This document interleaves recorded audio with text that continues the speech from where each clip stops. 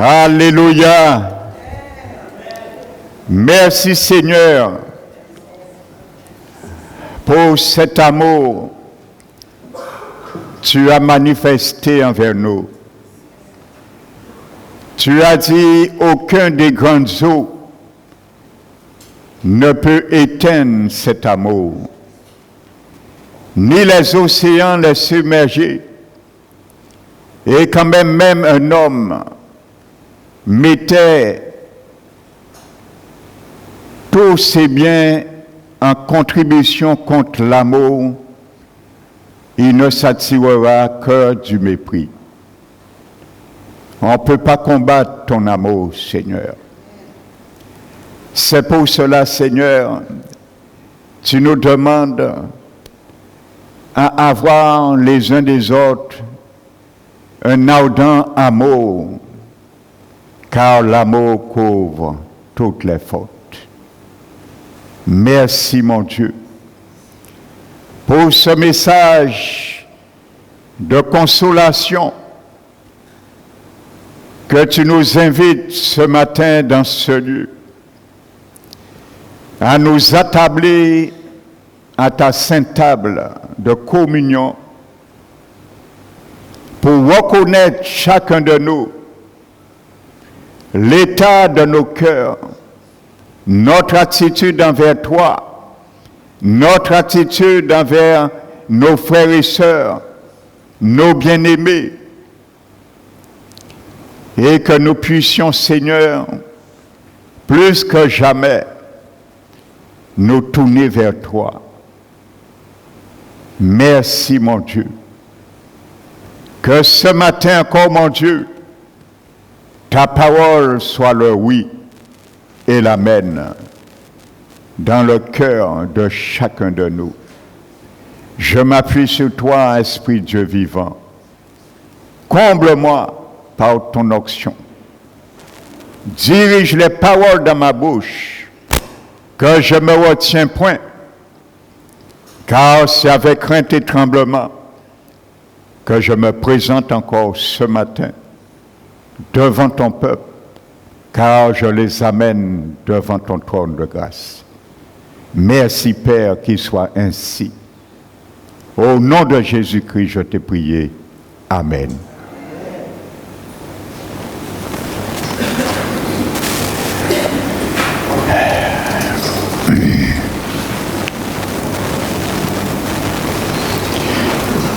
Je vous bénis, frères et sœurs, ce matin. Soyez les bienvenus. Alléluia. Donc, je vais donner la deuxième partie du message de dimanche dernier qui s'intitule « Comment traiter l'amertume ». Nous avons vu le pardon. Comment traiter l'amertume. Donc, je vais juste faire une petite remarque en fonction de ce que j'ai dit dimanche dernier. Donc, j'ai dit dans le livre de 1 Roi, chapitre 3, que le prophète Élisée avait prophétisé et ça ne s'était pas accompli. Donc, effectivement, ça s'est accompli. Donc, j'ai fait allusion à un autre texte. Mais là, je voulais venir que le roi de Moab après, lorsqu'il a vu, il n'avait plus le dessus sur le combat, il a fait un sacrifice, son premier fils aîné, afin pour qu'il puisse être sauvé et être safe. Et la Bible dit qu'Israël sacre une nation et ils ont rebroussé chemin, ce qui fait qu'il a gardé la vie sauf. Donc c'était pour me venir sur ça. Je vous disais, même si le Seigneur a dit quelque chose sur nous, si nous ne faisons pas de sorte que la chose ou la prophétie s'accomplisse, l'ennemi peut nous détourner. Amen. Donc je continue. Alléluia. Je vais vous donner quelques clichés ce matin pour continuer. Écoute bien ces clichés. Ils ne sont pas bien sûr exhaustifs. Alléluia. Quelques clichés sur le pardon. Amen. Donc vous savez, tellement la Bible insiste sur ce fait, je le disais vendredi, il y a 75 images dans la Bible qui illustrent le pardon. Et il y en a 75 images à travers paraboles et ainsi de suite. Donc ça pèse beaucoup, frères et sœurs. Amen. Premier cliché. Pardonner, c'est quoi? C'est tourner la clé, ouvrir la porte de la prison et laisser sortir le prisonnier. Amen. Nous avons vu, quand nous ne pardonnons pas, nous nous mettons nous-mêmes dans une prison. Amen. Donc tu te libères toi-même. Le prisonnier, c'est toi. Amen. Deuxième, pardonner, c'est écrire en gros caractère sur une facture. Qu'est-ce que tu vas écrire sur la facture? Donne-moi 10 000 euros, Jésus.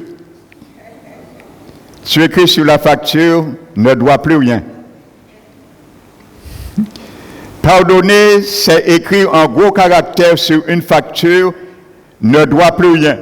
Ton offenseur ne te doit plus rien. Aucune offense, tu as tout effacé. Alléluia. Et tu seras en règle avec Habakkuk 2:6, qui dit « Malheur à celui qui accumule ce qui ne lui appartient pas ». Alors tu pourras dire, tu as réglé ta facture, tout est payé. Amen. Pardonner, c'est frapper le marteau dans une salle de tribunal en déclarant non coupable. Alléluia. Donc ce que tu accusais, tu calomniais, ainsi tu es tout ce qu'on peut dire, haïssais. Donc tu déclares devant le tribunal de Christ, non coupable. Tu ne considères plus ton offenseur comme coupable à ton égard, à mon égard. Pardonner, c'est lancer une flèche si haut et si loin qu'on ne peut plus jamais la retrouver. Ceux qui aiment tiroiter les offenses dans les cœurs, c'est prendre une flèche, l'envoyer au haut et ne plus la retrouver. Donc tu ne pourras plus dire, il m'a fait ça, elle m'a dit ça, ainsi de suite. Pardonner, c'est rassembler tous les déchets et tous les ordures et en disposer en laissant la maison propre et fraîche. La maison, c'est quoi? Qui peut me dire? Amen, ma soeur. Le cœur et l'âme. Parce que lorsqu'on ne pardonne pas, la maison est remplie d'ordures et de poison. L'amertume, c'est un poison. Alléluia. Donc, c'est rassembler tous les déchets et tous les ordures et en disposer en laissant la maison propre et fraîche. Alléluia. Dis maintenant, je suis libre. Je pourrai louer l'Éternel. Je me sens léger, je me sens légère. Pardonner, c'est détacher les amarres.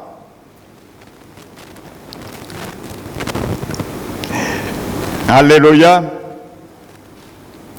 D'un bateau et le laisser aller en pleine mer. Pardonner, c'est accorder une pleine grâce à un condamné. Celle tu condamnais. Vous savez, le jour du jugement, il y aura beaucoup qui seront surpris. Ils vont se rendre compte que les gens qui les ont offensés et dans le royaume, et peut-être certains ne seront plus. Parce que vous savez, à long terme, celui qui t'a fait du tort peut se repentir et changer d'avis. Le regard peut-être tu avais sur cette personne au moment T n'est plus. Alléluia. Amen. Qu'il soit principe pour toi et moi. Alléluia. Pardonner, c'est cesser d'étrangler son adversaire à la lutte. Nous l'avons vu dans Matthieu 18. Le serviteur impitoyable, on l'a gracié 50 millions d'euros et il a étranglé un de ses serviteurs qui lui devait 10 euros. Donc quand à chaque fois, tu ne pardonnes pas, tu critiques, tu calomnies, tu luttes avec l'offenseur en l'étranglant. Ça veut dire lui dire, qui t'en que dis-moi merci, qui t'en que dis-moi en qu'à regretter, qui t'en que dis-moi qu'à pardonner, qui t'en que dis-moi excusez-moi. Alléluia. Donc pardonner, c'est cesser d'étrangler son adversaire à la lutte. Alléluia. Ce matin, mon frère, ma soeur, si c'est ton cas, cesse d'étrangler ton adversaire à la lutte, en luttant avec lui. Alléluia. Pardonner, c'est décaper à la sableuse un mur de graffiti et le laisser comme neuf. Décaper avec le cauchère des graffitis. Parce qu'il y en a beaucoup de graffitis dans les cœurs et dans les âmes. Malheureusement, il faut le dire, dans les enfants du Seigneur. Amen. Et je vais finir avec cela parce que ce n'est pas exhaustif. Tu peux créer aussi des pensées sur le pardon. Hein. Tu peux ajouter d'autres. Je te laisse le soin. Pardonner, c'est briser un vase d'argile en morceaux si petits qu'on ne puisse plus jamais le recoller. Amen. Alléluia.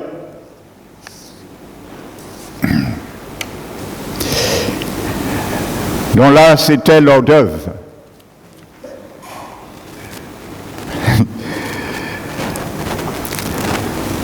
1 Pierre 4, verset 8.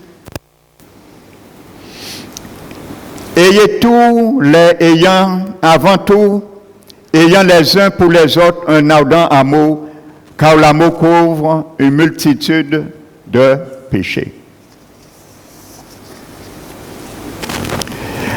Vous savez, le mot qui est traduit dans ce verset pour couvrir, c'est le mot kalopto, et qu'on retrouve dans 2 Corinthiens 4:3 qui dit « Si notre évangile est encore voilé, il est voilé pour ceux qui périssent, ceux dont le Dieu de ce Satan a aveuglé l'évangile pour que nous puissions point voir briller la gloire de l'évangile du Christ qui est la gloire de Dieu, le Père. » Donc c'est ce même mot, kalopto. Amen. Et ce mot veut dire empêcher la connaissance d'une chose. Amen. Empêcher la connaissance d'une chose. Ça veut dire ne pas les rapporter. Parce que quand nous rapportons, ça crée des friandises. Et ça excite ton interlocuteur à envier, à recevoir et avoir plus sur la personne que tu critiques ou que tu es en train de dévoiler les secrets. Amen. Empêcher la connaissance d'une chose. L'amour doit empêcher de révéler la connaissance, la faute, l'offense, la faiblesse de quelqu'un. C'est ça couvrir. Amen. Et l'étymologie de ce mot, c'est crypto, ça veut dire cacher ce qui ne doit pas devenir connu. Cacher ce qui ne doit pas devenir connu. Alléluia. Amen. C'est pour cela, il y a quelqu'un qui nous offense. La personne peut-être ne sait même pas nous offenser, mais toute l'Église le sait.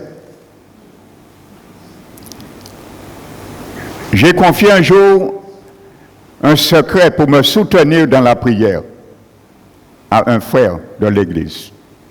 En finalité, j'ai appris pratiquement toute l'Église le savait.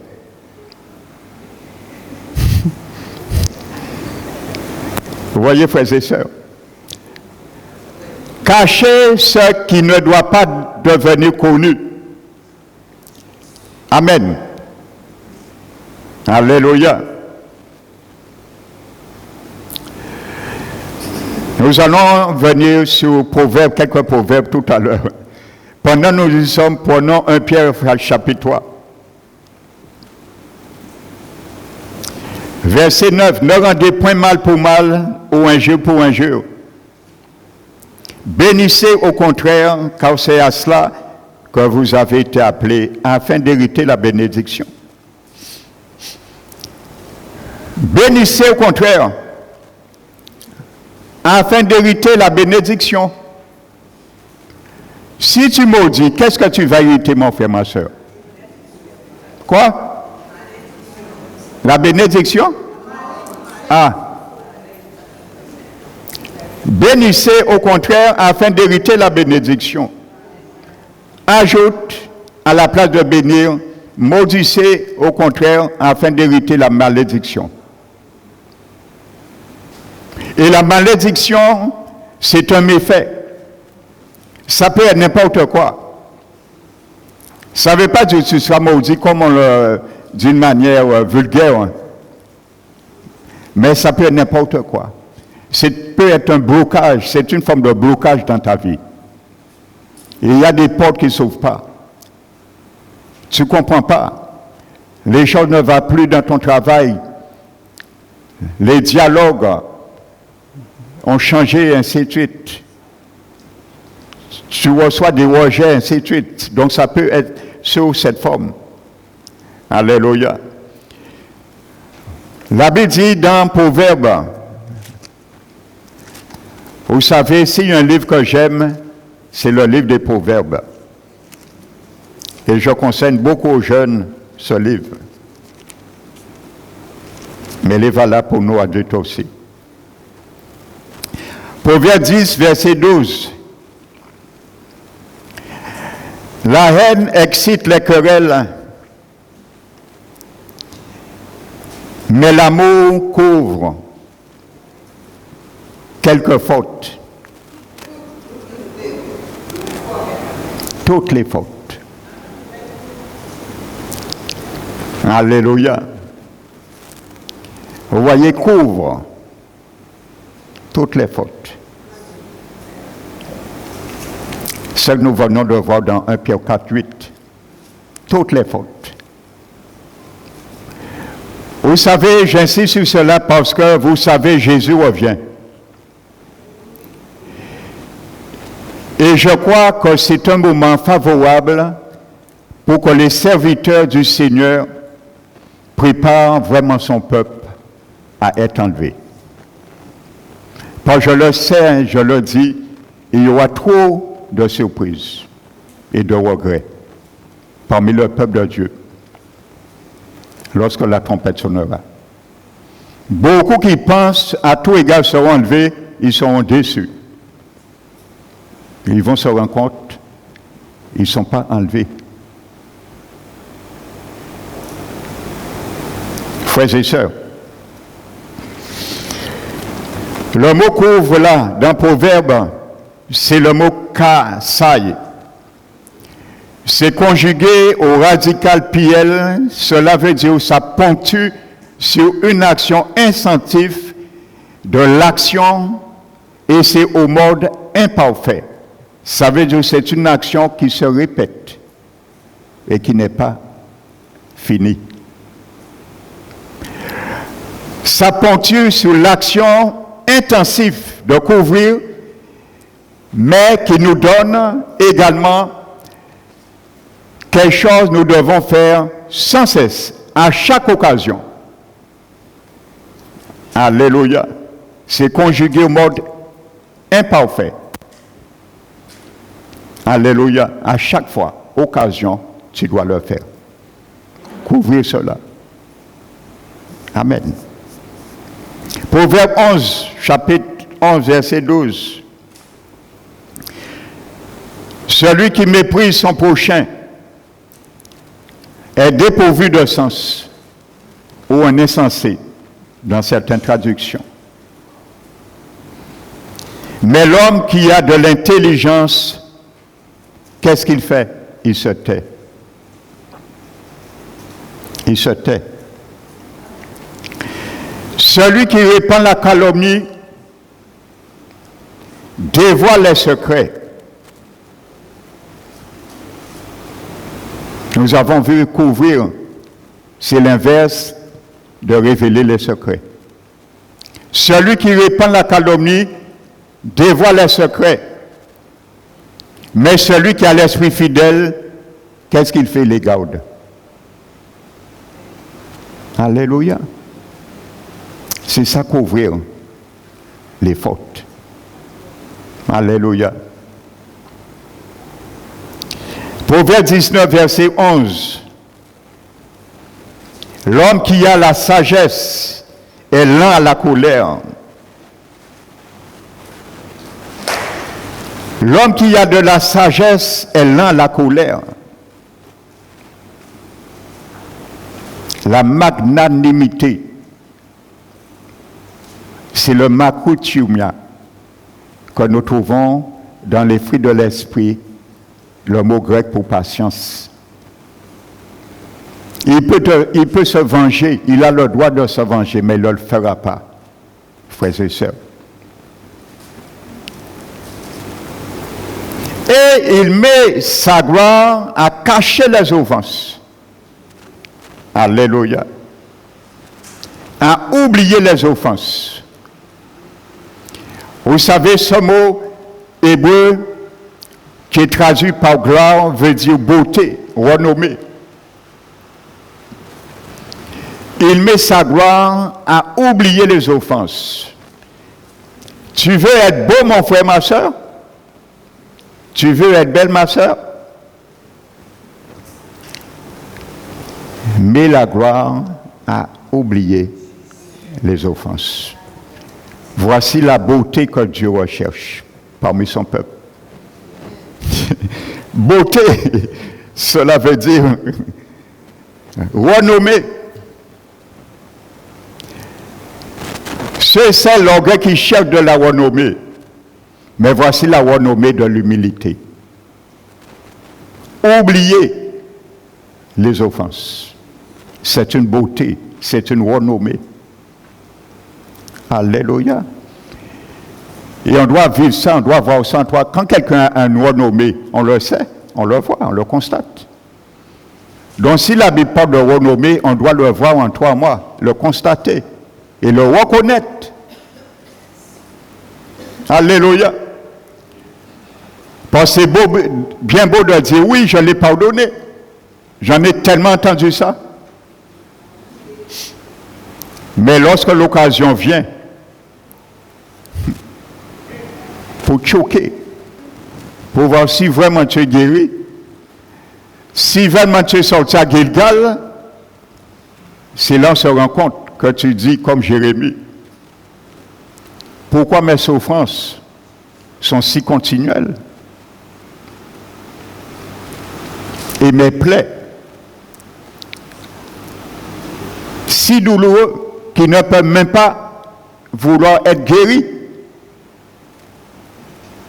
Et le Seigneur te répondra par la bouche d'Ésaïe, chapitre 1.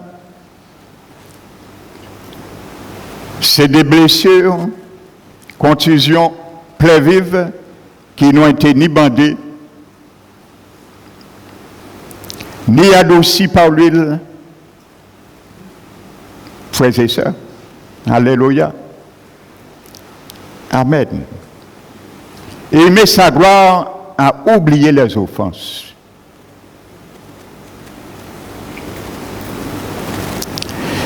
Proverbe 26, verset 20.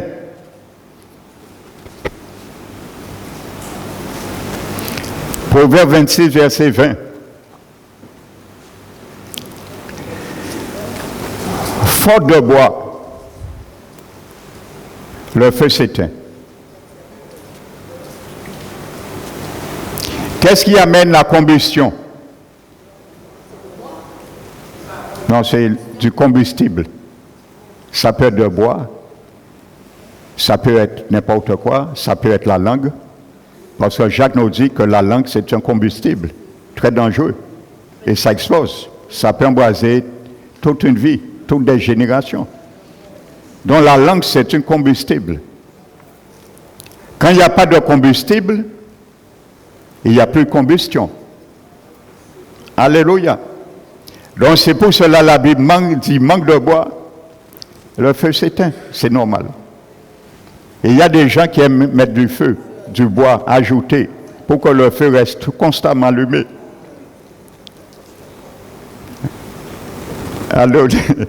Alléluia. Amen. Et la Bible dit, car le charbon produit du brasier. Vous avez déjà vu, lorsque vous brûlez du bois, il devient charbon. Et ensuite, le charbon devient des braises à l'état d'éteindre. Mais parfois, il y a un petit vent qui passe. Et la braise s'allume encore sur le charbon. Donc, quand la Bible dit que le charbon produit le brasier, ça veut dire qu'il y a déjà eu le feu. Parce que du charbon, le bois ne devient pas charbon sans le feu au préalable. Il y a déjà eu le feu. Mais le charbon, ce qui est en train de s'étouffer, on le rallume pour ramener encore du feu.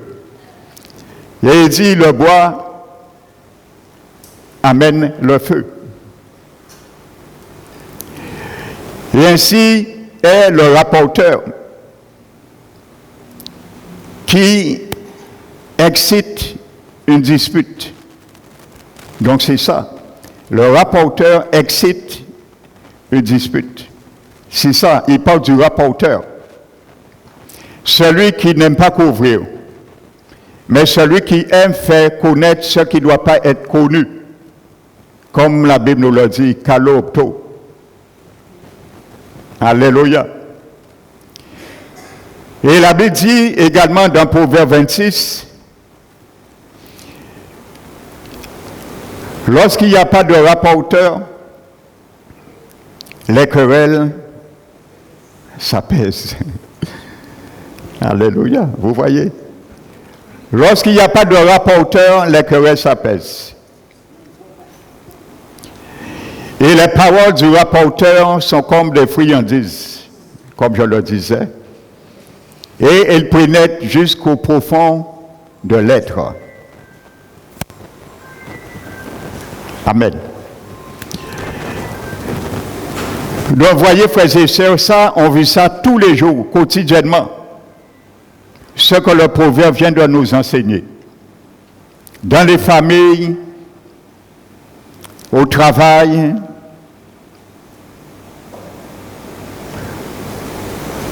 dans une réception, dans une réunion fraternelle. Alléluia.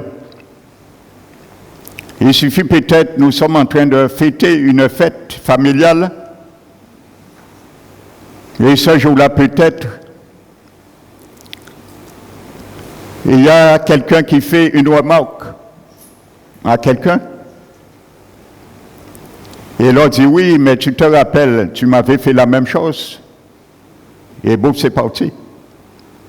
On a mis du bois dans le feu. Parce qu'on n'avait jamais couvert cette faute. Pardonné, c'est resté là. Le moment favorable est venu. Il y a un petit vent qui est passé. c'est la circonstance atténuante qui va passer et il a ranivé la braise qui n'était pas éteinte. Et les choses, la fête, bien souvent, se gâtent. Ainsi de suite. Vous voyez, frères et sœurs. Donc, c'est une réalité dont je ne vous apprends rien.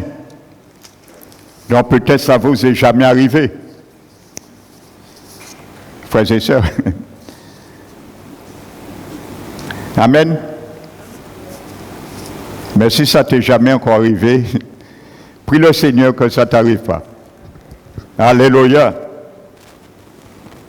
Amen.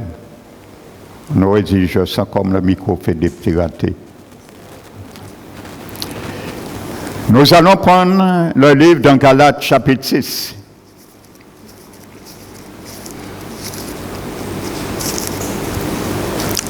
Galates chapitre 6.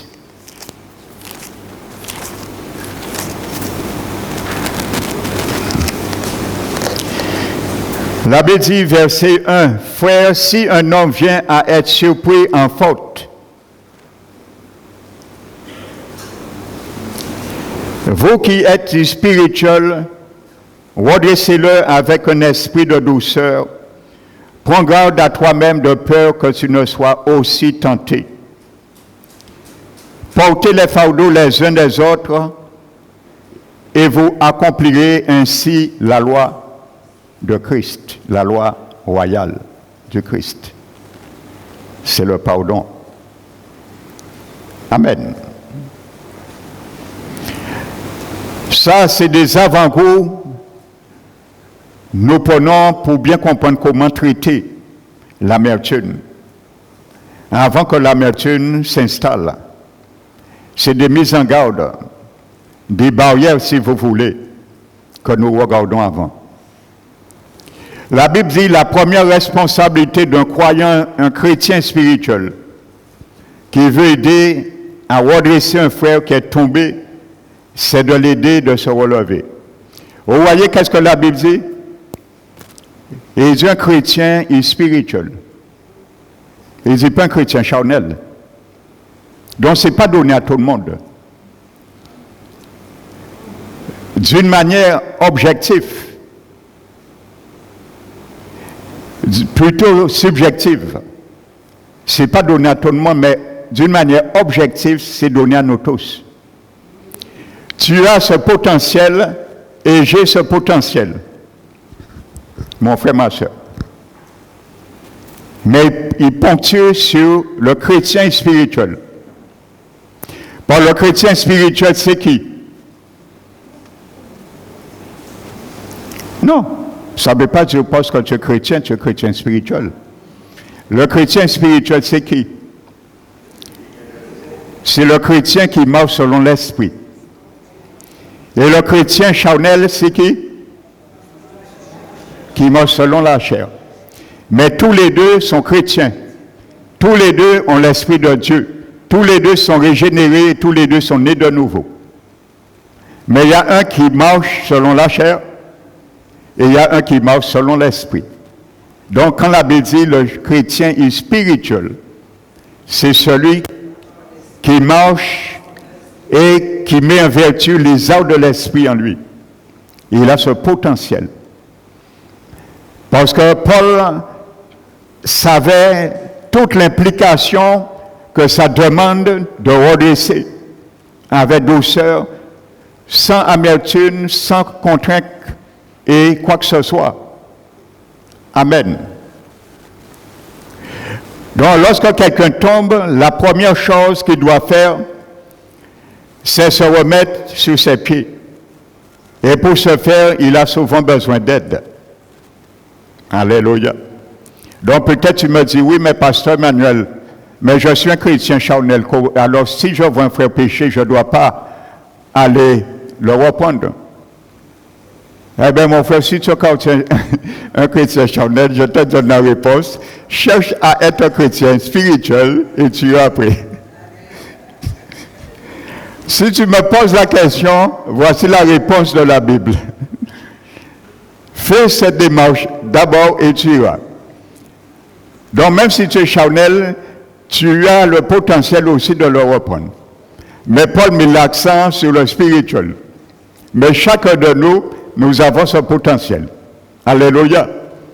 Ne dis pas parce que je suis charnel, je vais voir mon frère plonger dans le péché, je vais rien lui dire. Non. La Bible dit, celui qui sait faire le bien ne le fait pas comme un péché. Alléluia. La Bible dit, si tu vois un frère commettre un péché qui ne mène pas à la mort, prie pour lui. Ou ainsi de suite. Alléluia. Maintenant, deuxièmement, l'expression être surpris indique que le coupable a été pris sur le fait. Amen. Ce n'est pas des calomnies. Alléluia. Il a été pris sur le fait. Il n'y a aucun doute sur sa faute. Et le verbe grec même, prolambano, permet de supposer aussi que l'homme a été surpris par sa faute. Et il sait qu'il a été pris en faute. Il est conscient de sa faute. 1.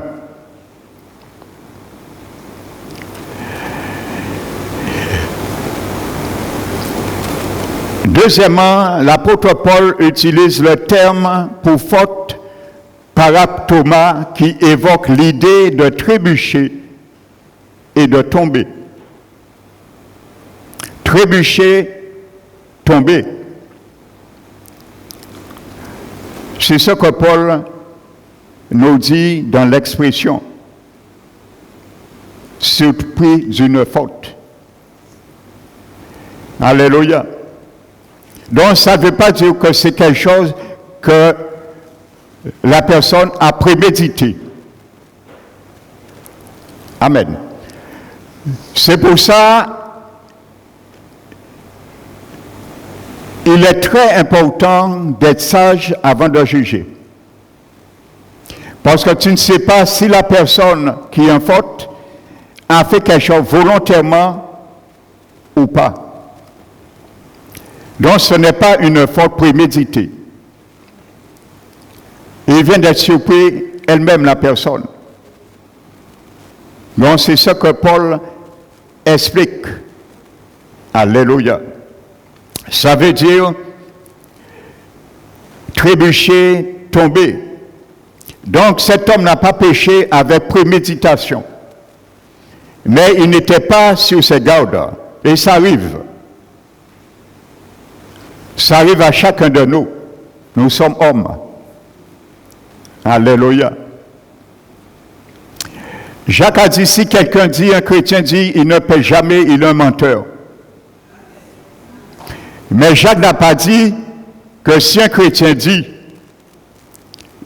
il n'a pas dit que le chrétien doit demeurer dans le péché incessamment. Ça, c'est deux choses différentes. Pécher et demeurer dans le péché. Parce que si nous demeurons dans le péché, il n'y a plus pardon pour le péché. La Bible est claire. Nous devons interpréter la Bible dans les contextes dont elle nous présente. Alléluia. Lorsque nous péchons, nous nous repentons devant Dieu et nous continuons. Lorsque nous jouons avec la grâce de Dieu, nous péchons, nous reconnaissons que nous avons péché, nous ne demandons pas pardon à Dieu, nous continuons dans cela. Ça, c'est deux choses différentes. Amen. Mais il n'était pas sur ses gardes. Donc ce sont les membres spirituels de l'Église qui ont la responsabilité de reprendre ceux qui trébuchent comme ceux qui commettent des péchés également plus graves. Parce que leur force spirituelle leur confère la responsabilité de ceux qui marchent selon la chair. Alléluia. Le verbe redresser également, katardizo signifie littéralement restaurer, réparer. Alléluia. Là, ça change maintenant. Amen. Redresser. Ça ne veut pas dire ce que nous pensons, exhorter le frère, ainsi de suite, l'accuser, ainsi de suite, et ça part en débat et en conflit. Ce mot redresser, c'est le mot grec katartizo, ça veut dire littéralement restaurer celui que tu as vu qui a péché. C'est ton devoir de le restaurer pour qu'il ne puisse pas répéter. Réparer la brèche avec lui, cette personne.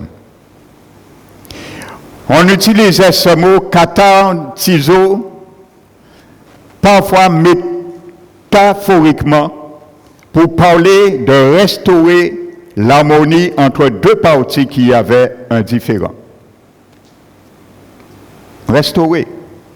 Ce n'est pas pour rendre la personne confuse, le provoquer et ainsi de suite. Alléluia. Mais le remettre debout. Alléluia. Vous comprenez pourquoi Paul a dit c'est quelqu'un spirituel? Parce que quelqu'un charnel, ses âmes, c'est quoi? L'âme de quelqu'un chrétien charnel, c'est quoi? Ce n'est pas les âmes que Dieu nous a données qui sont les vertus de Dieu, qui sont puissantes. C'est la chair, les âmes de la chair. Tu vas redresser ce frère, et il va te dire quelque chose qui te déplaît. Et nous avons vu un Pierre 3 dire de ne pas rendre mal pour mal, injure pour injure. Mais au contraire, bénissez, afin de hériter la bénédiction, car c'est à cela que vous êtes appelés. C'est à cela que je suis appelé. C'est à cela que tu es appelé. Ne rends pas mal pour mal, ni injure pour injure. Donc si tu es dans ce trempe, tu es un homme spirituel, une femme spirituelle. Tu peux restaurer et tu peux réparer. Alléluia. Tu peux essayer d'arranger un conflit, comme nous l'avons vu. Alléluia. On utilisait ce mot également, katartizo, pour parler, écoute bien mon frère, ma soeur, de la remise en place d'un os cassé ou d'un membre disloqué. La remise en place. Lorsqu'on met en place un os cassé, frères et sœurs, c'est une chirurgie. Dieu te demande en tant qu'homme, femme spirituelle, d'opérer une chirurgie spirituelle pour réparer et redresser la chute de ton frère et ta sœur. Mais pas aller dévoiler les secrets, comme nous l'avons vu. Celui qui répand la calomnie dévoile les secrets, mais celui qui a l'esprit fidèle les garde. Ça, c'est son moyen, son outil de travail pour remettre l'os spirituel en place de ce frère qui a trébuché. Alléluia. Amen. Et c'est l'image que Épître aux Hébreux, chapitre 12, verset 12, parle. Fortifiez-vous, vos mains languissantes, ainsi de suite. Mais regardez aussi, il y a un avertissement pour toi et moi aussi. C'est pour ça la Bible dit que celui qui se garde, qui se sent fort, ne prend garde de ne tomber.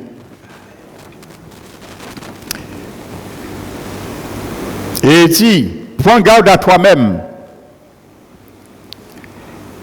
de peur que tu ne sois aussi tenté. Alléluia. Prends garde à toi-même, démon que le chrétien spirituel peut aussi trébucher. Ils sont faits de la même étoffe que ceux qui sont tombés.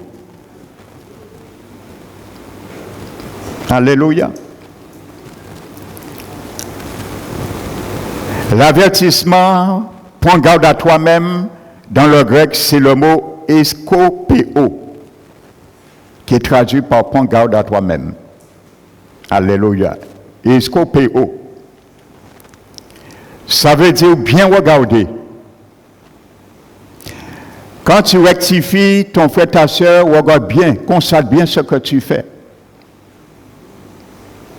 Pour ne pas voir si toi-même, tu n'es pas dans le cas. Bien regarder. Ça veut dire considérer également.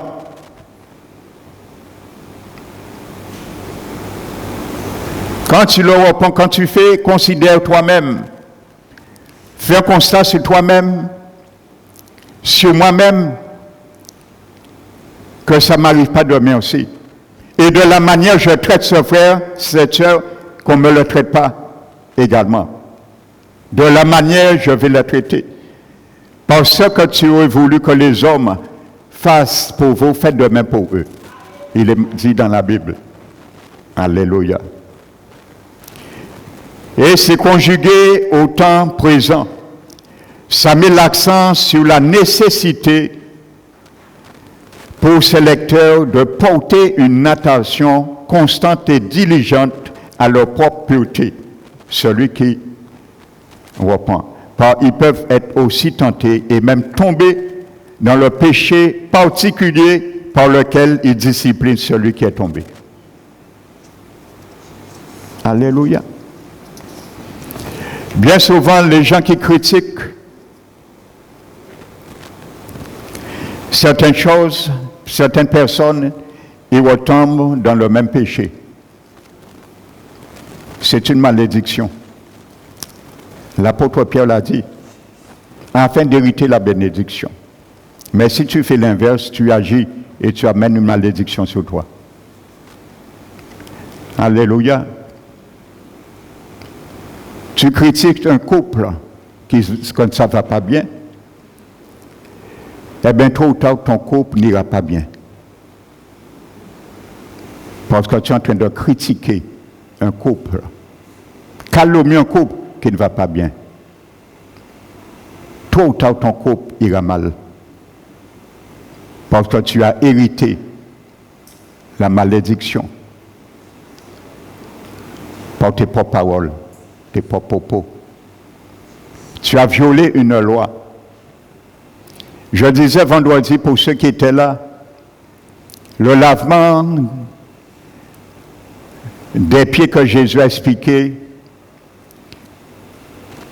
bien souvent Jésus expliquait comment pardonner à travers le lavement des pieds. Le pardon, c'est laver les pieds et oublier, couvrir, c'est essuyer les pieds. Ça, Jésus a enseigné. Et j'expliquais, normalement dans la salle qu'ils ont louée pour célébrer la dernière Pâque, il devait y avoir un esclave. Parce que c'était la coutume. Et ce jour-là, il n'y avait pas d'esclave. Dans chaque localité comme ça, il était assigné un esclave qui était payé, bien sûr, pour laver les pieds des convives. Mais il n'y avait pas d'esclave ce jour-là. Et il n'y avait aucun disciple qui a dit, Seigneur Jésus, c'est la coutume dont je me présente à la place de cet esclave qui devait être là pour laver. Jésus a fait la posture de l'esclave. Il s'est déshabillé, il s'est ceint d'un linge, et il a pris un bassin, il a rempli d'eau et il a fait la tâche de l'esclave. Donc je disais ça, ce jour a été une violation d'un protocole. Parce que le maître de la maison devait normalement payer un esclave. Comme il n'y avait pas l'esclave, c'est une violation du protocole. Donc spirituellement, nous, lorsque nous ne pardonnons pas, nous violons ce protocole. Le lavement des pieds. Alléluia. Donc c'est normal, tu violes une loi, mon frère, ma soeur, je viole une loi. Alléluia. Violation du protocole du Christ, le pardon.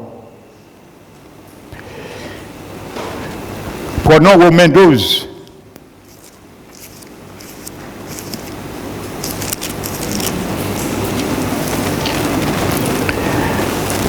Verset 15 nous dit,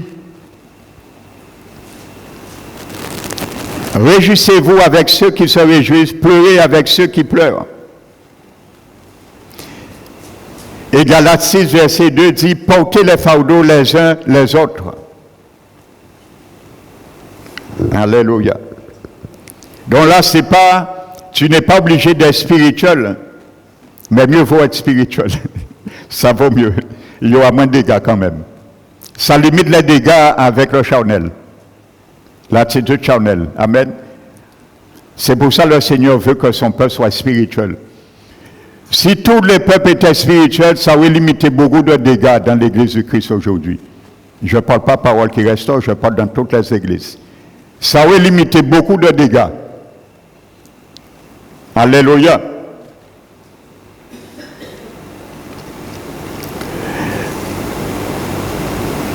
Donc la Bible nous dit, frères et sœurs, de porter les fardeaux les uns des autres.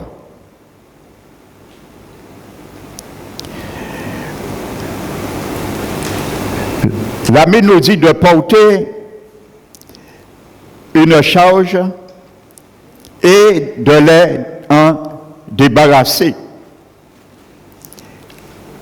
Amen. Et il y a deux mots pour le mot porter, le verbe porter. Nous allons les voir. Il y a deux mots différents pour porter dans le Nouveau Testament. Le premier signifie se tenir à côté d'un frère ou d'une sœur dans le besoin de le fortifier et de le consoler. Amen. Se tenir à côté d'un frère ou d'une sœur dans le besoin de le fortifier, de le consoler. Et le second a une signification entièrement différente. Le premier mot, c'est le mot porter. Nous avons vu là. Alléluia. C'est le mot grec anekomei. Ça signifie soutenir, porter ou attacher quelque chose à un tuteur. Supportez-vous les uns des autres. Le mot anekomei. Ça veut dire soutenir, porter ou attacher quelque chose à un tuteur. Tout comme une personne mettait un tuteur à un plant de tomates pour l'aider à supporter le poids des fruits. La force du tuteur se transfère à la plante et la soutient, la porte. C'est pour ça qu'on met des tuteurs. La force du tuteur porte la poids des tomates et l'empêche de tomber. Quand le Seigneur nous commande de nous supporter les uns des autres, il ne dit pas simplement supportez-vous les uns des autres, il dit cela, mais aussi servez de tuteur les uns des autres. Ça veut dire, mon frère, ma soeur, je suis ton tuteur. Quand tu tombes, tu dois t'appuyer sur moi. C'est ça que ce mot grec veut dire. Servir de tuteur. L'empêcher de tomber, se fracasser. Parce que s'il n'y a pas de tuteur, le poids des tomates, ils vont tomber et ils vont s'écraser. Donc tu empêches la chute de ton frère et sœur en allant le voir et pour le restaurer, le réparer. Ce qui était disloqué, distordu dans sa mentalité ou autre. Alléluia. Vous comprenez, la vie chrétienne n'est pas facile, hein? Vous pensez que c'était pas aussi difficile?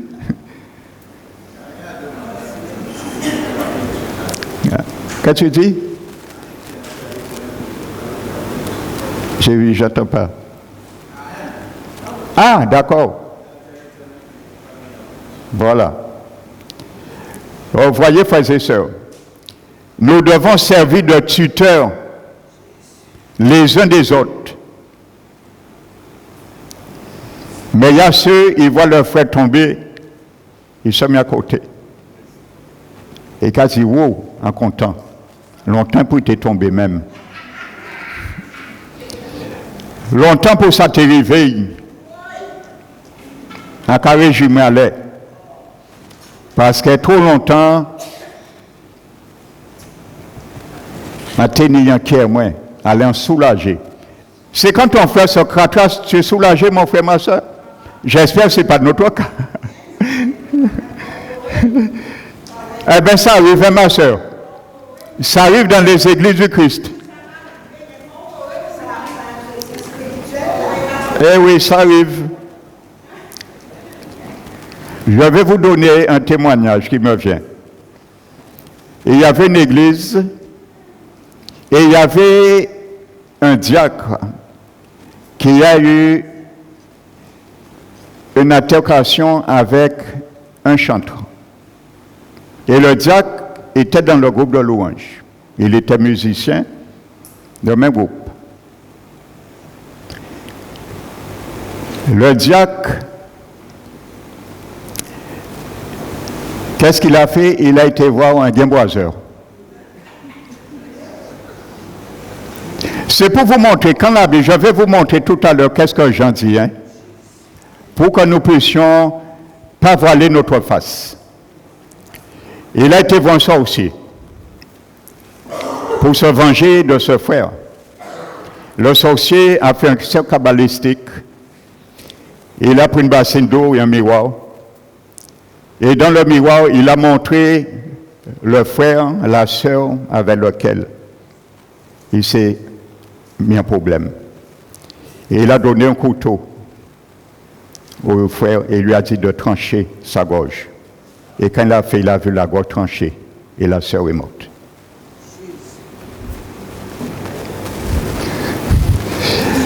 N'ignorons pas le dessein du diable, frères et sœurs. Le diable est méchant. Pas conjugué avec le diable là, frères et sœurs. Avant je continue, regardez ce que la Bible dit dans 1 Jean 3. Alors ça arrive, mon frère, ma soeur. L'apôtre Jean nous le dit. Regardez ce qu'il est dit.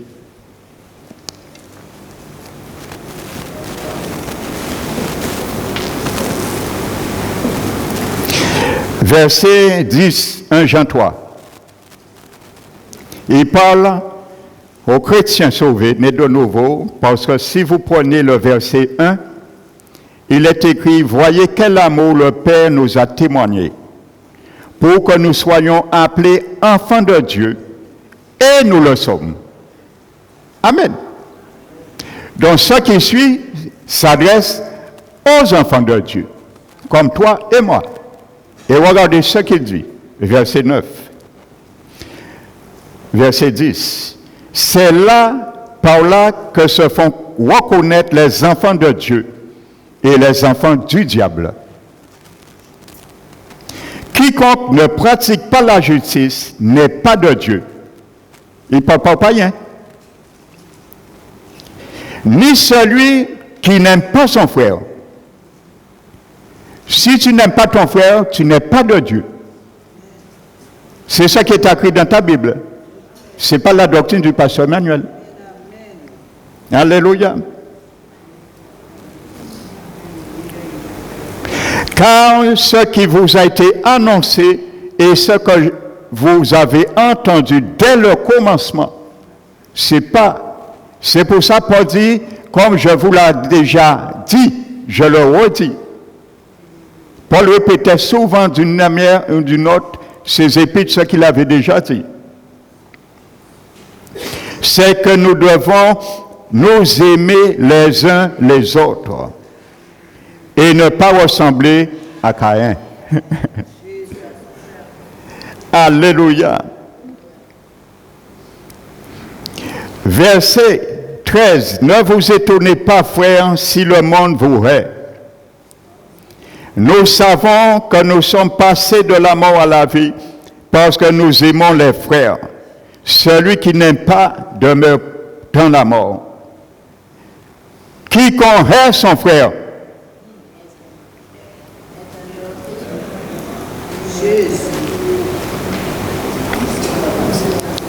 est un meurtrier. Il parle aux chrétiens, hein? Il ne parle pas aux païens. Et vous savez qu'aucun meurtrier n'a la vie éternelle demeurant en lui.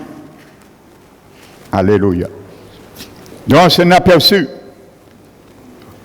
L'apôtre Jean, c'est lui qui a parlé le plus de l'amour dans les évangiles. L'apôtre Jean. Et c'est lui qui met plus de mise en garde contre l'amour dans ses épîtres. Amen. Donc je ferme la parenthèse.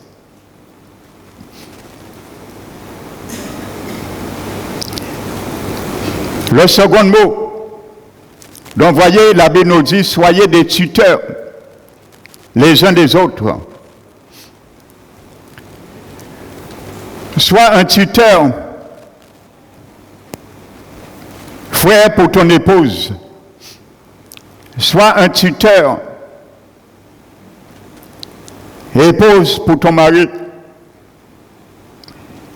Parents, sois un tuteur pour tes enfants.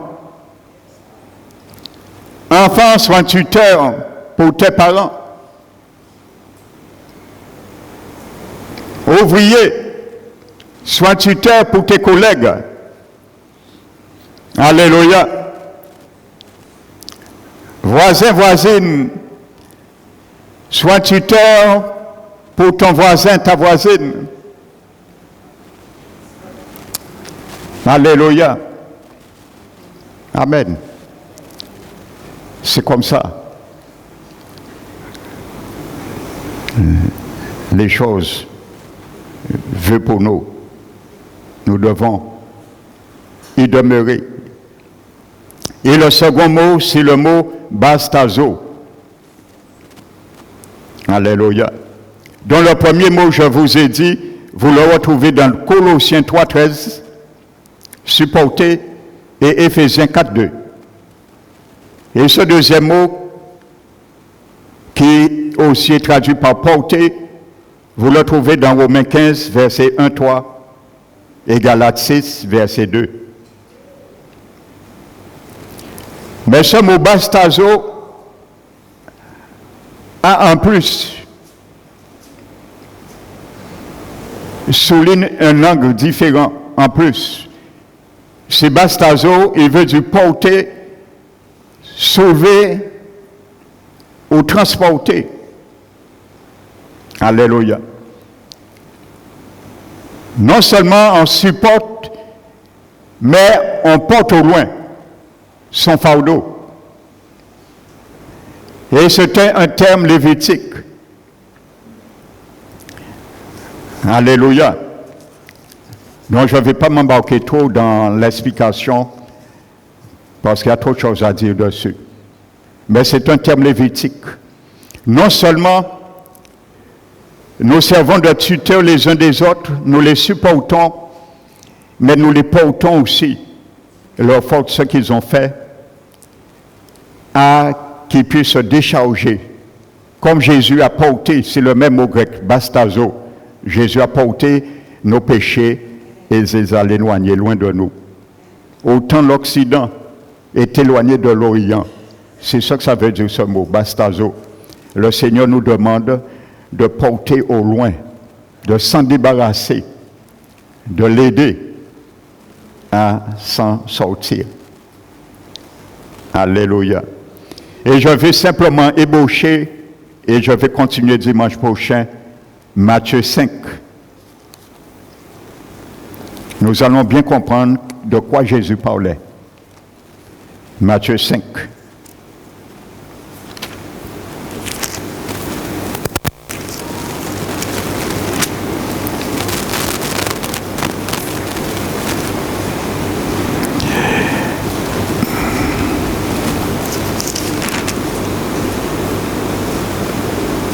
Quand Jésus dit, verset 38, « Vous avez appris qu'il a été dit, œil pour œil et dent pour dent. Mais moi, je vous dis de ne pas résister aux méchants. Si quelqu'un te frappe sur la joue droite, présente-lui aussi l'autre.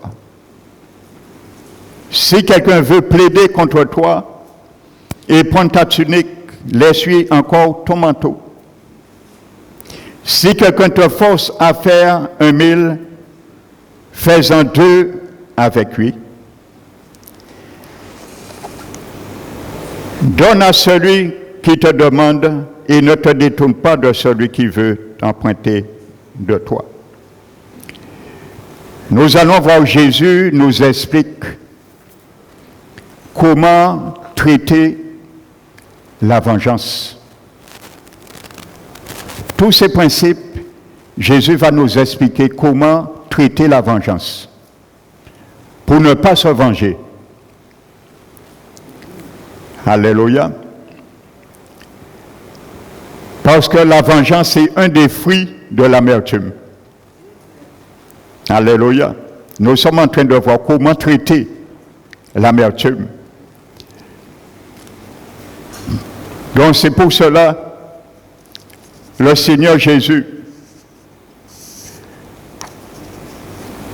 va nous le démontrer. Et vous êtes surpris, mes frères et sœurs, d'apprendre ce que Jésus nous enseigne à travers cela. Alléluia. Ça te mettra en chair de poule. Ça me mettra en chair de poule. Alléluia. Donc que le nom du Seigneur soit béni. Alléluia. Donc n'oublie pas. Alléluia. L'amour couvre toutes les fautes. Celui qui répand la calomnie dévoile les secrets, mais celui qui est à l'esprit fidèle les garde. Soyez les tuteurs les uns pour les autres. C'est ça que ça veut dire. Supportez-vous les uns les autres. Relevez, redressez ce qui a été ceux qui trébuchent. Alléluia. Comme la parole nous le dit. Donc, c'est ma prière pour moi et toi ce matin, mon frère, ma soeur. Qu'il soit ainsi au nom du Seigneur Jésus. Amen. Nous allons bénir notre Seigneur en apportant ce que nous avions mis à part pour lui dans la joie.